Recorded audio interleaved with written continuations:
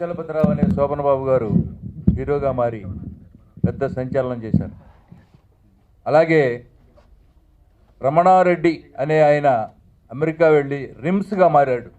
ఈయన కూడా చాలా చాలా పైకి రావాలని నేను మనస్ఫూర్తిగా కోరుకుంటున్నాను.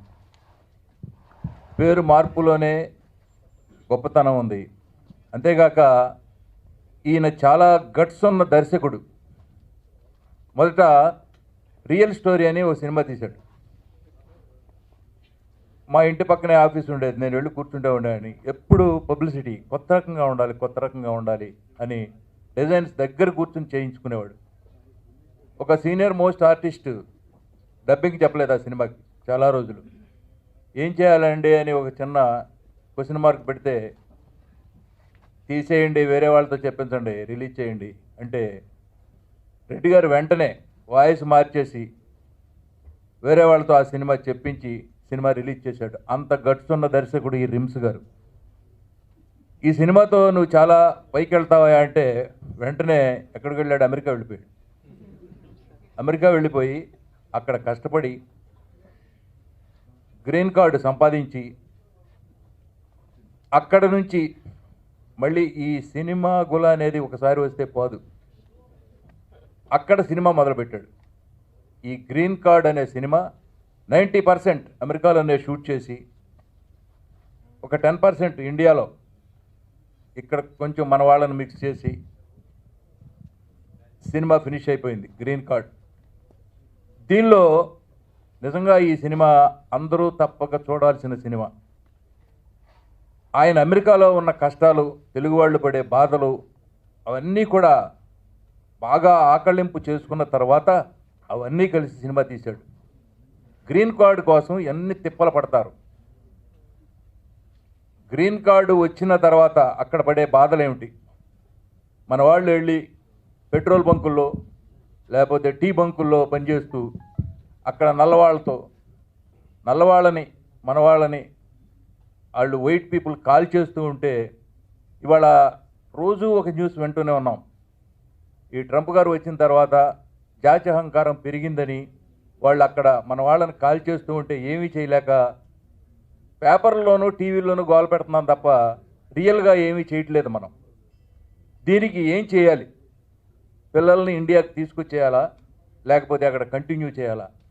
ఈ ప్రాబ్లమ్స్ అన్నీ కూడా ఇందులో బాగా డిస్కస్ చేశాడు. మ్యామ్, ఓ కుర్రాడు ఇక్కడ వీసా తీసుకొని అమెరికా చేరాక అతని లైఫ్ ఎలా ఉంటుంది, అదే ఈ సినిమా. నేను సాధ్యమైనంత వరకు వేషాలు కల్పితాలంటారు ప్రతి సినిమాలో. నేను కూడా ఫస్ట్ కార్డ్ అదే వేస్తున్నాను, కల్పితాలని. కానీ సినిమా మొత్తం నేను గత 15 సంవత్సరాల్లో అక్కడ చూసిందే.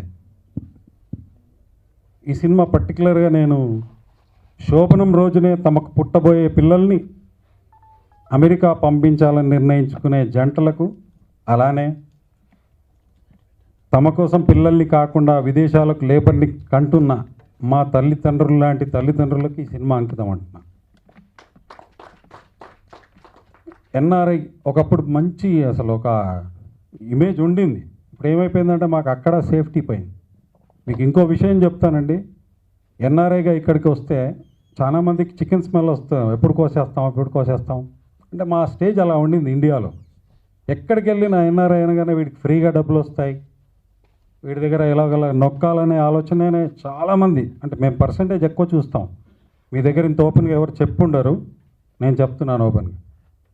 నెక్స్ట్ ఏంటంటే ఇప్పుడు ఎలా ఉంటుందంటే మా పొజిషను ఇక్కడికన్నా ఎక్కువ అక్కడ భయం. సో 2 కంట్రీస్లో కూడా మేము ప్రాబ్లమ్స్ ఫేస్ చేసే స్టేజ్ వచ్చింది అని మీరు రోజు పేపర్లో చూస్తున్నారు. అలానే ఇందాక ఈ టీషర్ట్ ఒక ప్రెస్ రిపోర్టర్తో ఎందుకు చేయించాల్సి వచ్చింది అంటే కారణం మీకు చెప్పాలనుకుంటున్నానండి. ఫస్ట్ మన మైండ్లోకి వచ్చేది అమెరికా, గ్రీన్ కార్డ్. మేము ఈ సినిమా ఫస్ట్ అసలు ఎక్కడ స్టార్ట్ అయిందంటే, నేను యుఎస్లో గ్రీన్ కార్డ్ కోసమే వెళ్ళాను. అక్కడ చదువుకున్నాను, అక్కడే జాబ్ చేస్తూ ఉన్నాను. అలా ఏదో టైంపాస్కి ఇక్కడ మోడలింగ్ అవి ఇవి చేసుకుంటూ ఉన్న టైంలో నాకు మూవీలో ఆఫర్స్ రావడం మొదలుపెట్టాయి. అలా ఫస్ట్ ఆఫర్ వచ్చింది, సెకండ్ ఆఫర్లు వస్తే నేను చూస్తూ ఉన్నప్పుడు సడన్గా నాకు గ్రీన్ కార్డ్ అని అనిపించింది. అరే ఇదేదో అందరూ మన మన లైఫ్లో అందరూ ఎన్ఆర్ఐస్గా ఉండి అక్కడ సెటిల్ అవ్వాలనుకునే వాళ్ళందరూ లైఫ్లో వెళ్ళాల్సిన దారే కదా గ్రీన్ కార్డ్. ఏదో బాగుంది కదా అని చూస్తూ ఉన్నప్పుడు అప్పుడు రమణ గారు పరిచయం అయ్యారు. నాకు ఇమీడియట్లీ గ్రీన్ కార్డ్ అని చెప్పంగానే, ఆ స్టోరీ చెప్పంగానే నేను ఎగిరి గంతేసినంత పని అయింది అక్కడ. అండ్ ఎస్పెషలీ నాకు తండ్రి పాత్రలో చలపతిరావు గారు చేస్తున్నారంటే అప్పుడు నేను చాలా సంతోషపడ్డాను. సో అలా ఈ గ్రీన్ కార్డ్ అనే మూవీలో ఆఫర్ రావడం రమణ గారికి చాలా థ్యాంక్స్ చెప్పుకోవాలి. అండ్ తను చెప్పినట్లు ఈ మూవీ రెగ్యులర్ మూవీ కాదండి. ఏదో మూవీస్ అన్నీ యూఎస్లో తీశారంటే ఎలా ఉంటుంది, అక్కడికి వెళ్తారు, ఏదో అక్కడ న్యూయార్క్ బ్రిడ్జ్, లిబర్టీ స్టాచ్యూ అవి చూపించేస్తారు, అంత అయిపోతుంది, వచ్చేస్తారు. కానీ ఇక్కడ ఎవ్రీ లొకేషను తను ఆచి తూచి సెలెక్ట్ చేసుకున్నారు. మొత్తం ఇప్పుడు మేమేంటంటే ఏముందండి ఇక్కడ లోపల తీసేసుకోవచ్చు కదా అంటే లేదు, మీకు క్లైమేట్ బాగున్నా ఎట్లున్నా కానీ, మీకు వెయిట్ చేసైనా కానీ బయటనే జనాలకి లొకేషన్స్ చూపించాలని లొకేషన్స్కి అంత ఇంపార్టెన్స్ ఇచ్చి మరి ప్రతి ఒక్క ఆస్పెక్ట్ని అంత జాగ్రత్తగా టేక్ కేర్ చేసి చాలా కష్టపడి తీసిన మూవీ ఇది.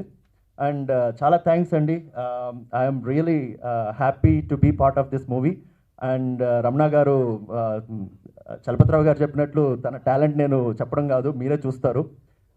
హీఈస్ వన్ మ్యాన్ ఆర్మీ అన్నట్లు మూవీని ఒక్క చేత్తో నడిపించే శక్తి ఉంది. అట్లే లైక్ మన టెక్నీషియన్స్ అందరూ చాలా చాలా ఎక్స్పీరియన్స్డ్. అండ్ అసలుకి మూవీ షూటింగ్ చెప్పాలంటే నాకు అసలుకి ఒక పిక్నిక్ లాగానే జరిగిపోయింది. నాకు అసలుకి ఒక మూవీ చేస్తున్నట్లేదు. This is my first movie. దీనికి ముందు ఒక 2 షార్ట్ ఫిల్మ్స్ తీస్తున్నాను. షార్ట్ ఫిల్మ్స్ నేను మెయిన్గా మోడలింగ్, నేను like body building, physics shows అవి ఇవి చేసుకుంటూ, నా మెయిన్ స్ట్రీమ్ వచ్చేసి నేను ఐటీలో పనిచేసుకుంటూ ఉంటాను. సో ఇట్లా చేసుకుంటూ ఉండి నాకు మూవీ యాక్టింగ్ అన్నప్పుడు ఓకే మనం ఏం ఎక్స్పీరియన్స్ లేదు